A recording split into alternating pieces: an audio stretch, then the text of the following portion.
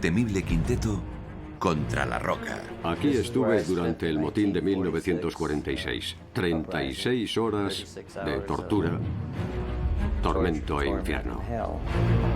Los buenos, los malos y los desesperados. El hombre que intenta escapar es el que ha renunciado a la vida. Si lo logra, bien. Si no lo logra, está preparado para morir. Una partida de ajedrez a vida o muerte por la libertad. Hay un mundo libre y está a solo 2,5 kilómetros de distancia. Es difícil resistirse, ¿sabes? Fuente de inspiración para innumerables películas de éxito, desde La Roca hasta El hombre de Alcatraz. ¿Lograrán escapar de esta aterradora prisión? La batalla de Alcatraz.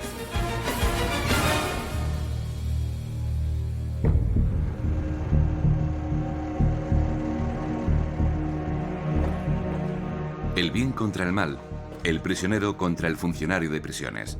En una crisis, solo los separa una estrecha línea y una delgada barra de metal. Nunca ha sido eso más cierto que el día en que 5 hombres desesperados se enfrentaron a sus miedos y desafiaron a la prisión de máxima seguridad más poderosa del mundo, Alcatraz. Un lugar del que muchos habían intentado escapar antes. Lo intentaron y fracasaron. Pero este plan es diferente. Estos 5 reclusos están convencidos de que la única manera de salir de la roca es por la fuerza, con armas, rehenes y una voluntad de hierro.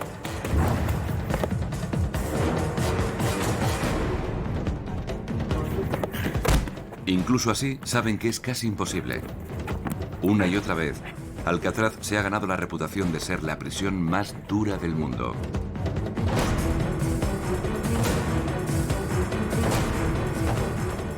Tenía 23 años cuando llegué a Alcatraz. Cuando vi la isla por primera vez y el enorme y antiguo edificio de la prisión, el alma se me cayó al suelo, porque es una visión aterradora. ¿Qué clase de reclusos están encarcelados en Alcatraz? Son hombres como Al Capone, Doc Barker, Ametralladora Kelly y Creepy Karpis. Secuestradores, ladrones, asesinos. Lo peor de lo peor. Los más duros entre los duros. Reclusos que llegaron de otras prisiones de alta seguridad, donde demostraron ser peligrosos alborotadores e implacables artistas de la fuga. Todos planeamos fugas en Alcatraz durante el tiempo que estuvimos. Diría que siempre había al menos entre 50 y 80 reclusos de los 200 que estaban maquinando formas y vías de escape de Alcatraz.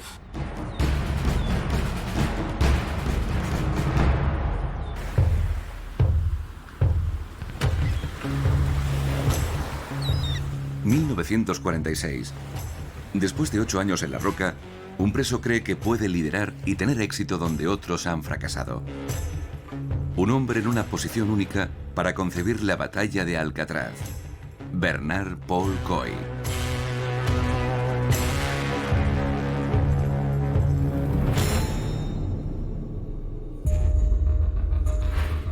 Con 46 años, Bernard Coy es un recluso veterano en Alcatraz. Nacido en una familia pobre de Kentucky, a los 16 años se alistó en el ejército y sirvió con distinción en la Primera Guerra Mundial. Cuando terminó la guerra, se casó y buscó un trabajo como artesano. Coy es un hombre muy inteligente. Es muy trabajador. Es leal a su familia y es creativo. Pero por muy creativo que fuera, pasó muchos apuros para mantener a su familia. Ser un artesano en esa época no te permitía vivir holgadamente y eso fue decisivo. Frustrado por la falta de oportunidades, recurrió al crimen. Empezó con el contrabando y el robo y pasó a robar bancos a mano armada. Fue atrapado y condenado a 25 años en la Penitenciaría Federal de Atlanta. Allí atacó a un compañero con una cuchilla de afeitar y se ganó su billete a Alcatraz.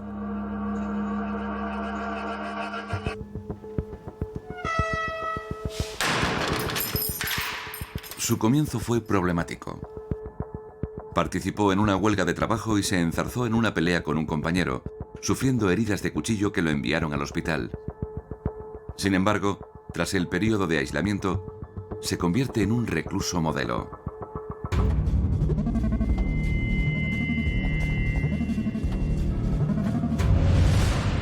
Pero su buen comportamiento solo ha sido mero fingimiento.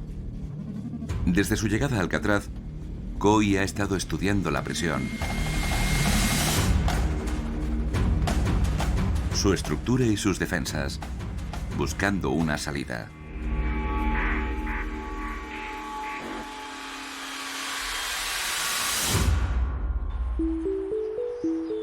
Alcatraz se considera una prisión a prueba de fugas.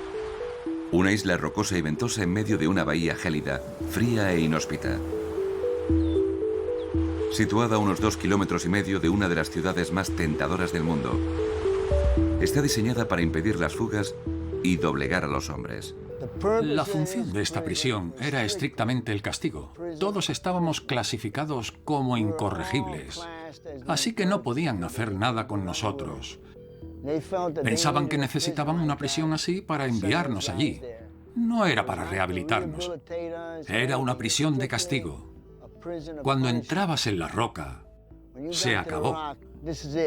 Aquí no había cambios. La llamábamos la prisión sin retorno.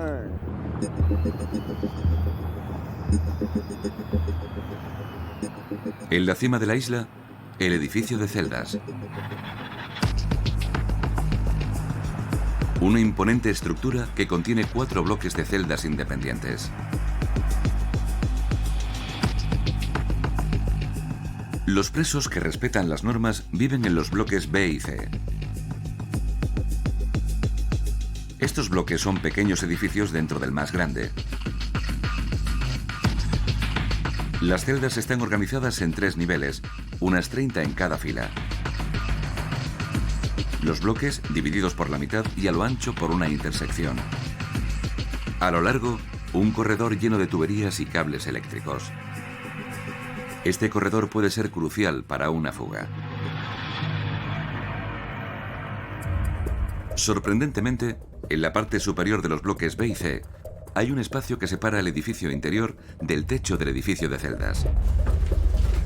En 1962, Frank Morris y los hermanos Anglin utilizarán el corredor de servicios públicos y el espacio superior como vía de salida del edificio de celdas hacia el tejado y la libertad.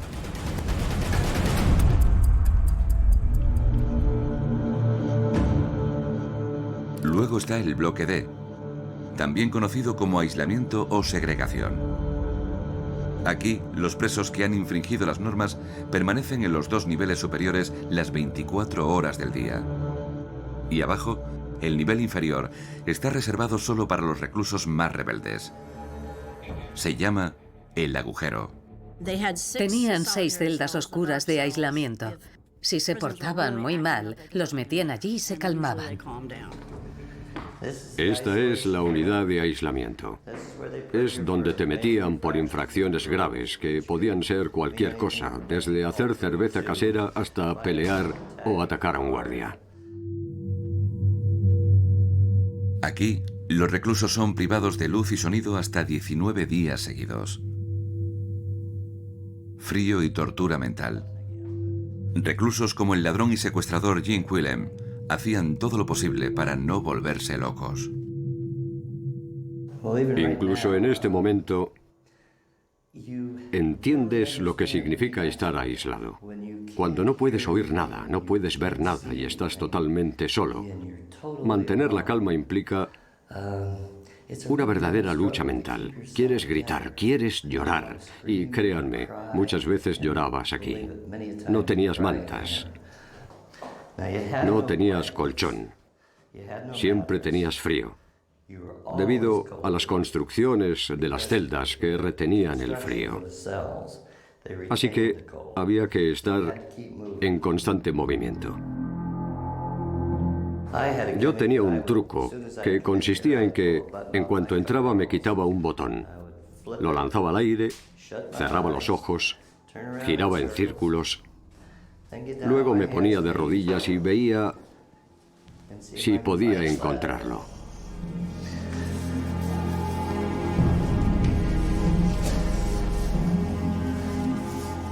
A veces me llevaba mucho tiempo encontrarlo, pero sabía que el botón tenía que estar aquí.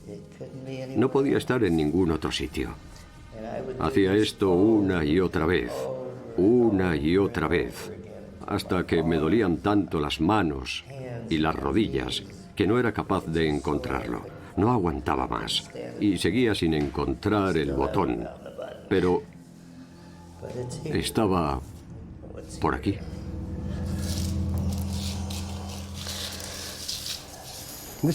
Este pasillo se llamaba Broadway, por la calle Broadway de Nueva York. Eso era Times Square, allí arriba. La mayoría de los prisioneros de aquí eran de Nueva York.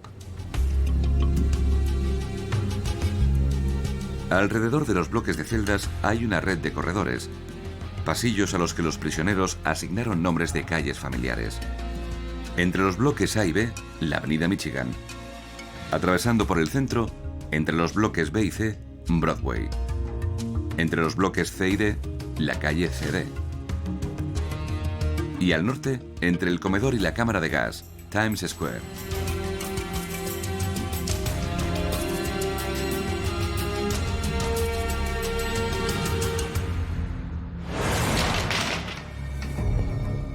Tal vez el mayor obstáculo para su fuga eran los guardias. Alrededor de 50, trabajando todo el día en 3 turnos. Normalmente 1 por cada 3 reclusos. Sus personalidades varían, pero los apodos, como Zopenco y Matón, hablan por sí solos. Con independencia de sus nombres, los guardias son conscientes de que en cualquier momento todo puede acabar muy mal. El cometido principal de Alcatraz era coger las manzanas podridas de todas las instituciones de Estados Unidos y ponerlas en un solo cesto. Las agresiones que se producían entre los reclusos y a veces contra los funcionarios, en ocasiones eran peligrosas. Cuando tuvimos el problema en el patio, el alcaide llamó a todos los funcionarios y estaban de inmediato armados y listos para tomar el control. El mismo principio se aplicaba cuando había problemas en el edificio de celdas. Llegar allí y controlar la situación, porque las cosas solo podían ir a peor. En la cárcel ocurren cosas. La violencia es repentina e inesperada a menudo y suele ir en serio. No apuñalan para herir, apuñalan para matar.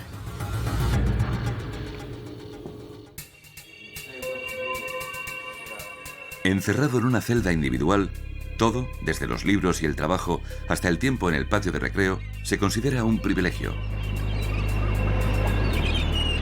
Pero lo que les mueve, lo que les empuja a pensar en la posibilidad de escapar, es la demoledora rutina.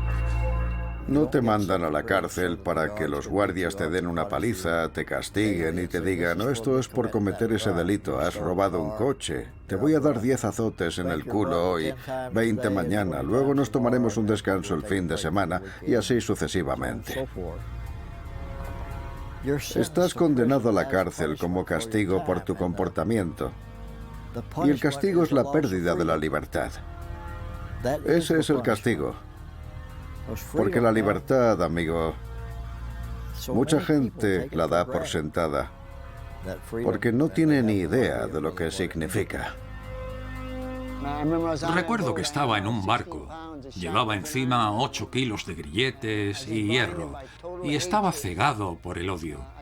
No veía nada a mi alrededor, así de cegado estaba por el odio. Llegué a la roca y estuve allí 4 años. Pasé un total de 24 años en la cárcel, pero los 4 años de Alcatraz fueron para mí más duros que los otros 20 años. Esta es la única cárcel en la que he estado, y he estado en unas cuantas. Esta es la única cárcel en la que he estado en donde me hicieron una foto, pero no tenía nombre, solo un número. En todas las prisiones en las que he estado tienen mi nombre y mi número, pero aquí, en Alcatraz, no tenía nombre. Cuando íbamos a trabajar, ni siquiera nos llamaban por nuestro nombre, nos llamaban por nuestro número. Para mí no era una vida, ni siquiera existía, porque era como si el tiempo se hubiera detenido. Estaba muerto, ya nada significaba nada. No tenía nada que esperar cada día, hasta el punto de que ya ni siquiera me importaban las comidas. Yo era como un motor. Le pones gasolina y el motor sigue girando, pero sin emociones, sin sentimientos. Así es como me sentía cada día. Las celdas eran más pequeñas que el baño de tu casa y estábamos encerrados en ellas la mayor parte del tiempo. Imagino que si uno tenía claustrofobia, sería bastante duro, pero la mayoría de nosotros habíamos estado en esas celdas antes, en otras cárceles. Habíamos estado encerrados en la bodega, nos habían golpeado. Estábamos bastante acostumbrados a ese tipo de vida. Sin embargo, era muy restrictivo y durante un tiempo prolongado. Saben, no sé si podría explicar esto, pero si estás confinado en un espacio muy pequeño, te encoges.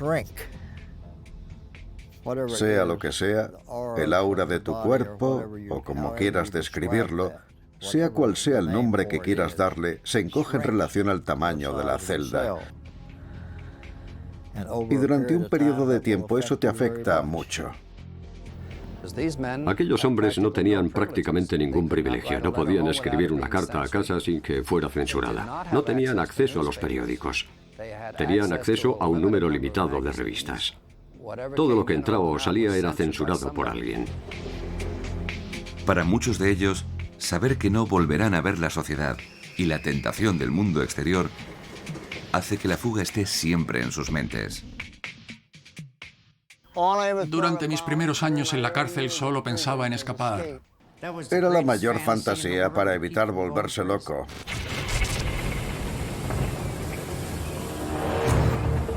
Pero una y otra vez se ha demostrado que escapar de esta prisión de castigo es casi imposible. Para tener alguna posibilidad de escapatoria, el cerebro de la fuga, Bernard Coy, sabe que debe evitar los numerosos fracasos del pasado. A lo largo de los casi 30 años de historia de Alcatraz, se han documentado 14 intentos de fuga, 9 de ellos anteriores a la batalla de Alcatraz. Cada uno de esos primeros intentos creó un conocimiento institucional sobre lo que funciona y lo que puede hacer que te maten.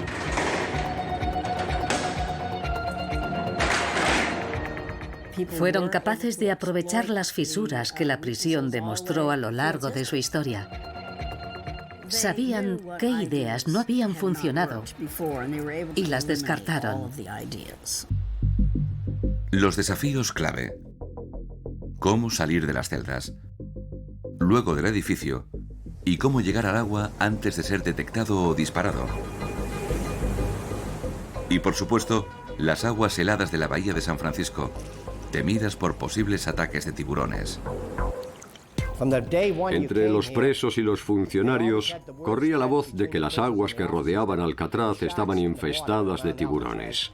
Y si lograbas fugarte serías pasto de los escualos. Yo me lo creí, igual que todos. Y era el arma psicológica más disuasoria con la que contaban las autoridades de la penitenciaria. Fomentamos la creencia de que había tiburones en la bahía, y de hecho los había. Pero no eran devoradores de hombres, aunque a veces vi algún tiburón blanco merodeando. Entran por el puente y vuelven a salir, igual que las ballenas. En ocasiones algunos reclusos me lo señalaban, me decían, «Capitán, mire ahí», y veías la punta de una aleta sobresaliendo del agua. A pesar del peligro, tanto en las aguas como en la propia isla, algunos reclusos, incapaces de soportar su encierro, perdían el control y trataban de huir. Como el primer fugitivo de Alcatraz, el ladrón de correos Joseph Powers. Para él, significó la muerte instantánea. Pasó por debajo de una torre y se encaramó a una valla. El guardia le dijo que bajara de inmediato. Y disparó cuando estaba sobre la alambrada. ¿Por qué? Era otro elemento de disuasión. Si lo intentas, eres hombre muerto. Casi todos los hombres que intentaron escapar de Alcatraz murieron a tiros. Me da igual lo que le hayan dicho. Dispararon. Disfrutaban matando a los hombres que intentaban escapar. Los guardias creían firmemente que era una prisión a prueba de fugas y no querían que nadie empañara ese récord.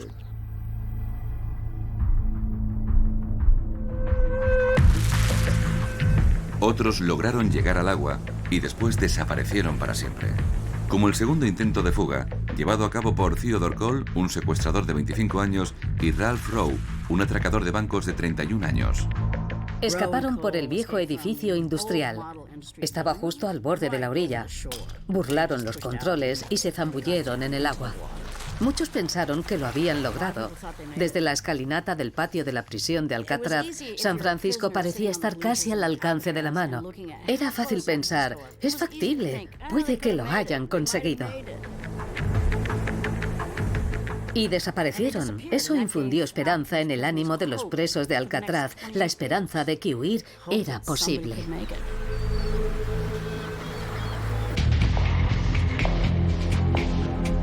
El cerebro del intento de fuga de la batalla de Alcatraz, Bernard Coy, está convencido de que tiene el plan perfecto para superar todos los obstáculos del pasado, que le llevarán a él y a algunos compañeros a escapar definitivamente de la roca. Probablemente dedicó años a preparar la fuga. Y desde el principio supo que necesitaría armas, necesitaría rehenes y necesitaría un barco. Para escapar, Coy planea capturar a unos guardias, apoderarse de sus armas y hacerse con las llaves. Una vez que él y sus hombres accedan al muelle de la prisión, ha planeado usar las armas y los rehenes para apoderarse de la lancha de la isla. Con el trasiego de barcos que van y vienen regularmente, es su billete para escapar de la isla. Ahora solo le falta el equipo de hombres adecuado, valor para acometer la fuga y mucha suerte. Como han demostrado todos los intentos de fuga anteriores, se necesita algo más que cerebro y fuerza bruta para escapar de la roca.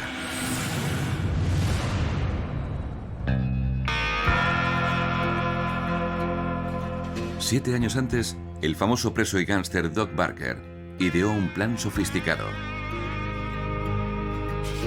Él y sus compinches cerraron los barrotes de su celda y luego usaron un separador para forzar una de las ventanas del edificio principal. Lograron llegar a la orilla de la isla, donde su fuga se vino abajo y un guardia mató a Barker de un disparo en la cabeza. Hay un consenso general sobre lo que sucedió en la playa. Cuando llegaron a la orilla, se pusieron a fabricar una balsa. Los guardias los rodearon y les conminaron a rendirse. Doc Barker y creo que Dale Stanfield se lanzaron al agua. Los guardias no dispararon a los tipos que se quedaron en tierra. Dispararon solo contra ellos dos. Y los mataron. Era gente muy peligrosa y estaban un poco locos, además de ser peligrosos. Hacían cosas que ninguna persona sensata haría. Eran de esa clase de gente que pone nervioso a todo el mundo.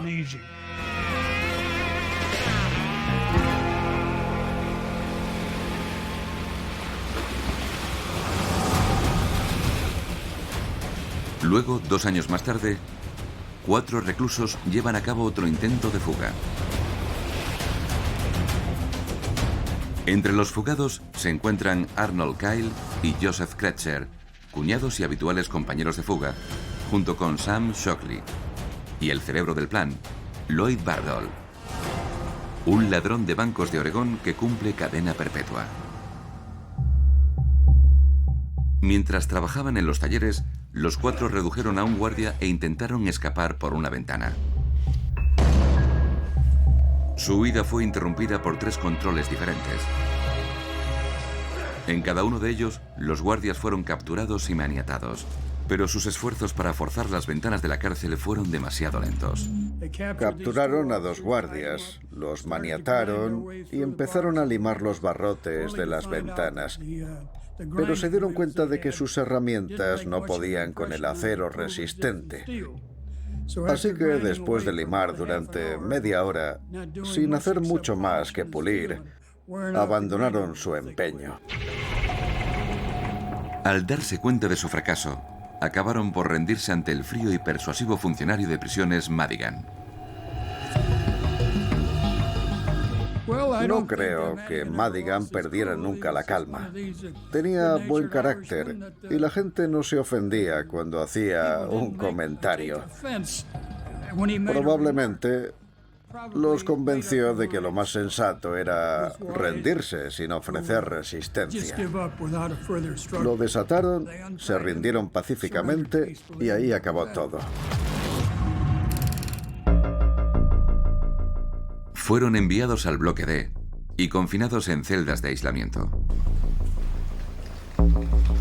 Sin embargo, Lloyd Bardol, el cabecilla, gozó de cierta indulgencia. Los guardias informaron de que disuadió a los otros fugados cuando amenazaron con matar a los funcionarios capturados y maniatados. Atacar a los guardias con martillos no les habría beneficiado. La única manera que tenían de salir en ese escenario era en bolsas para cadáveres. Kreutzer y Shockley tuvieron mucha suerte de tener a Bardol con ellos, porque mantuvo la cabeza fría, una actitud esencial cuando intentas una fuga.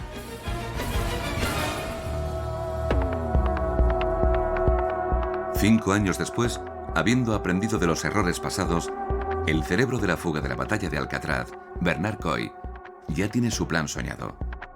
Ahora solo necesita un cómplice para ponerlo en marcha. En cualquier plan de fuga, pasar desapercibido es crucial. Es imprescindible que nadie oiga nada, ni vea nada hasta que ya estés bien lejos. Pero Coy es un soldado. No está buscando ratones, está buscando hombres. Busca compañeros de armas que le ayuden a librar esta batalla. Por eso elige a los más valientes y también a los más desesperados. El hombre perfecto para el trabajo es Marvin Hubbard.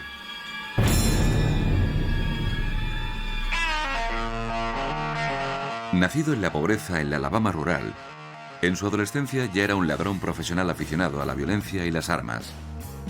Pasando de delito en delito y de prisión en prisión, finalmente es enviado a la Penitenciaría Federal de Atlanta, donde vuelve a enfrentarse al sistema participando en un motín. Su siguiente parada, Alcatraz. Marvin Hubbard es el típico delincuente que sueña con llevar el estilo de vida de un gángster. Ha visto a esos tipos conduciendo coches de lujo y vistiendo ropa cara, y quiere lo mismo para él. Se dedica a robar coches e incluso secuestra a un policía que lo detiene por exceso de velocidad. Así que cuando Coy anda buscando hombres, se fija en Hubbard no solo por su carácter, sino por su situación, ya que trabaja en la cocina de la prisión, que jugará un papel crucial en el plan de Coy. La fuga está planeada para el mediodía, cuando muchos están trabajando en los talleres de la prisión, y los descansos reducen el número de guardias. Los sindicatos nos habían denunciado por no permitir a los funcionarios de prisiones tomarse un descanso para almorzar. Entonces, lo que hicimos fue establecer un periodo diario entre la 1:30 y las 2 de la tarde, cuando en las galerías no había prácticamente ninguna actividad. Estaba prohibido cualquier movimiento en las celdas, excepto en caso de emergencia. Como consecuencia, las galerías están supervisadas en ese momento por solo 3 guardias. El funcionario Cecil Corwin patrulla el bloque D. El oficial Bill Miller vigila el edificio principal. Y el funcionario Bart Barch está comiendo en la galería de armas del ala oeste. Según la política de la prisión, durante el período del almuerzo, al haber tan pocos guardias de vigilancia, los reclusos debían permanecer confinados en sus celdas. Resulta que el funcionario de la galería de armas y el funcionario del edificio principal durante un periodo de tiempo habían estado poco a poco infringiendo las normas. Al principio solo lo hacían en un intervalo de tiempo previo a la 1:30.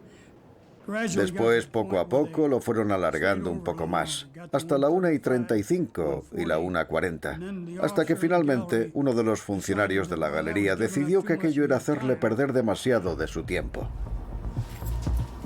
En lugar de hacer las cosas como dictaban las normas y vigilar al recluso Coy, que se había ofrecido como voluntario para pulir los suelos, el funcionario decidió dejar a Coy fuera de su celda, dando instrucciones al funcionario del edificio principal para que lo avisara si surgía algún problema. Y sucedió sin nuestro conocimiento.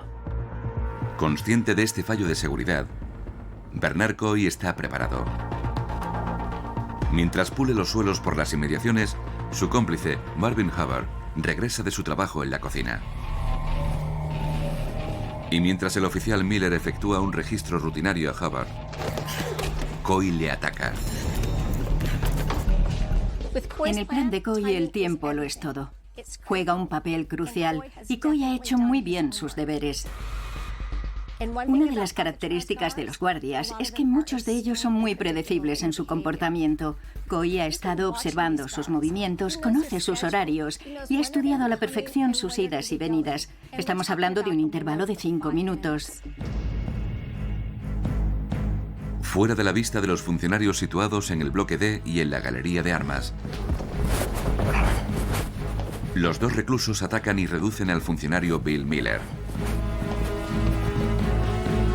Lo arrastran hasta la celda vacía número 404.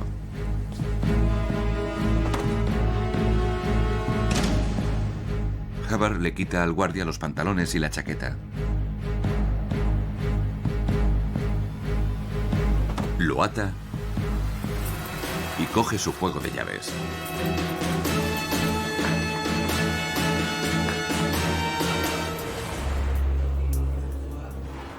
A continuación, disfrazado con el uniforme del funcionario, utiliza sus llaves para abrir la sala de control. Dentro están las palancas que abren y cierran las puertas de las celdas individuales.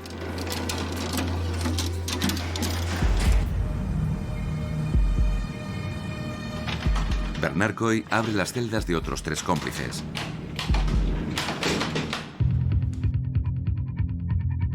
El primero es Joe Dutch Kretzer. Kretzer era un tipo duro. Provenía de una familia de criminales. Su cuñado estaba preso en Alcatraz y las esposas de ambos, que eran hermanas, regentaban un prostíbulo. Nacido en la zona rural de Montana, de padres sordomudos, Kretzer inició su carrera delictiva desde muy temprana edad. A los 14 años ya había entrado en un reformatorio. En su momento más álgido, se enorgullecía de haber cometido 17 atracos, muchos de ellos con su cuñado y socio en el crimen, Arnold Kyle. Su racha delictiva en la costa oeste le valió a Kretzer un puesto en la lista de los más buscados y una condena de 25 años en la penitenciaría federal de McNeil Island, en Washington. Allí volvió a coincidir con Kyle, donde emprendieron una fuga que duró 3 días. Mientras se les juzgaba por este último delito, realizaron otro intento de fuga, durante el cual un guardia resultó herido, sufrió un ataque al corazón y murió. Tanto Kretzer como Kyle fueron condenados a cadena perpetua y enviados a Alcatraz. Solo un año después, Kretzer intentó su primera fuga de la roca. Kretzer se jactaba de que ninguna prisión podía retenerlo. Previamente había pasado 5 años en aislamiento por una tentativa de fuga. Ahora estaba decidido a demostrar de lo que era capaz. Kretzer no solo estaba preparado para fugarse otra vez, sino que se había convertido en un asunto personal. Quería vengarse de Alcatraz. Esta vez estaba dispuesto a escapar o a morir en el intento. También está el ladrón y especialista en fugas, Myron Buddy Thompson.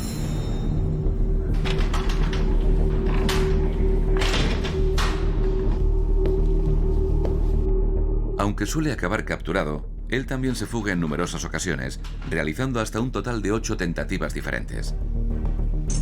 Durante su última fuga, dispara y mata a un detective, roba un coche y secuestra al conductor. El tribunal le impone una condena de 99 años por secuestro, una cadena perpetua por asesinato y su traslado a la prisión de Alcatraz. Thompson es un pistolero completamente despiadado. No siente el menor respeto por la vida humana, no tiene nada que perder y todo que ganar si la fuga sale como está planeada. Finalmente está Clarence Carnes, un indio Choctaw de pura sangre originario de Daisy, Oklahoma. Es el menor de los 5, pero duro desde la cuna. A los 10 años ya dirige su propia banda. A los 16, su vida se trunca definitivamente cuando un atraco fallido acaba con el asesinato del empleado de una gasolinera. Karsh es condenado a cadena perpetua con el delito agravado de sus múltiples intentos de fuga. A sus 19 años, es el preso más joven de Alcatraz. Para Clarence, su juventud es un estímulo. Y en ese escenario le sirve de acicate. Probablemente se siente más motivado que los otros fugados, porque siente que todavía tiene toda una vida por delante, no una vida entre rejas, sino una vida más allá de aquellas rejas.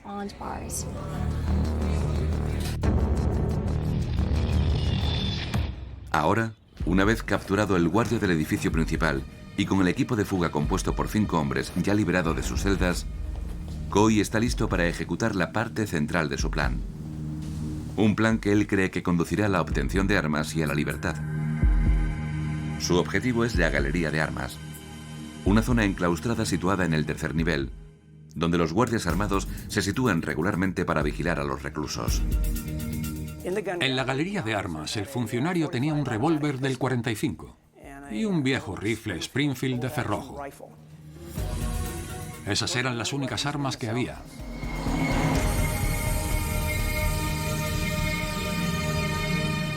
Primero, Coy accede al corredor del bloque C y saca una bolsa que contiene una herramienta de fuga crucial. Ideó y mandó fabricar en el taller mecánico un separador de barrotes, que era un perno con una tuerca en un extremo y un manguito de acero sobre el perno, y a su vez una muesca en uno de los extremos del perno, y otra en el extremo del manguito. Moviendo el perno con la ayuda de unos alicates de mango largo, permitía separar los barrotes.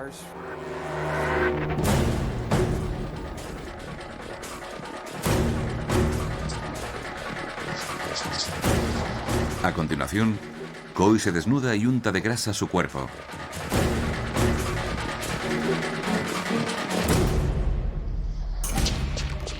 Luego hace algo impensable.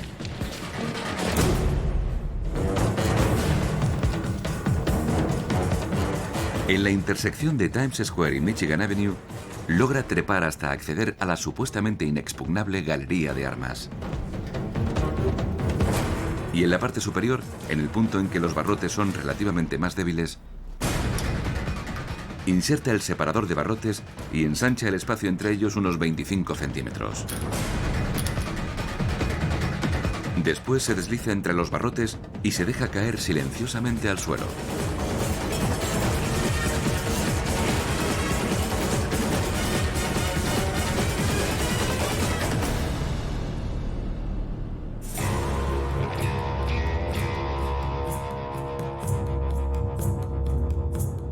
Allí espera a que el guardia Bar Barge desbloquee la puerta de separación que lleva al bloque D.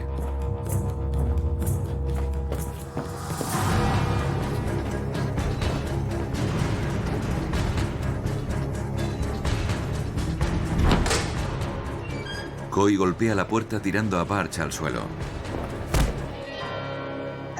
Estrangula al guardia hasta que pierde el conocimiento. Después le maniata y se apodera de sus armas.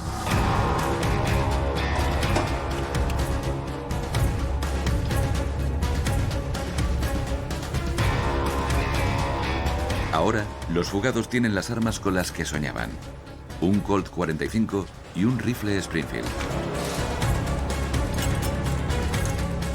También tienen en su poder las llaves de la Galería de Armas, una de las cuales debería ser la llave número 107, que conduce a la puerta del patio de recreo y a la libertad.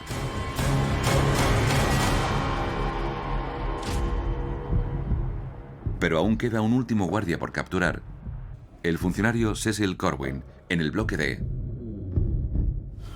Armado con el rifle, Bernard Coy cruza la línea divisoria que separa la Galería de Armas del bloque D y apunta con el arma al funcionario. Mientras Coy vigila a Corwin, el resto del equipo entra para reducir al guardia.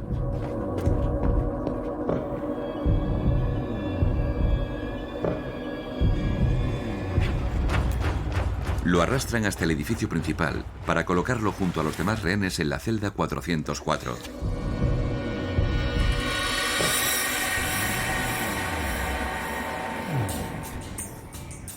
Hasta el momento, todo va según lo planeado. En menos de 15 minutos han capturado a 3 guardias y se han apoderado de un rifle, un revólver y un juego de llaves vital. Y nadie fuera del edificio principal de la prisión parece haberse dado cuenta.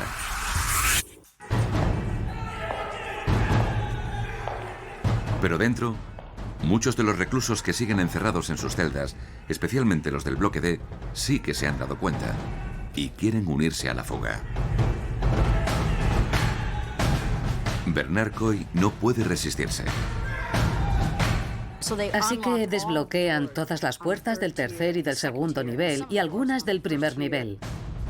El bloque D solía albergar a los hombres más reincidentes, muchos de los cuales estaban mentalmente desequilibrados. Todos esos presos salieron y estaban desaforados. Tal vez como maniobra de distracción o para abrumar a los guardias con un ejército de fugados, Coy acaba por desatar el caos más absoluto. Un error que podría resultar fatídico.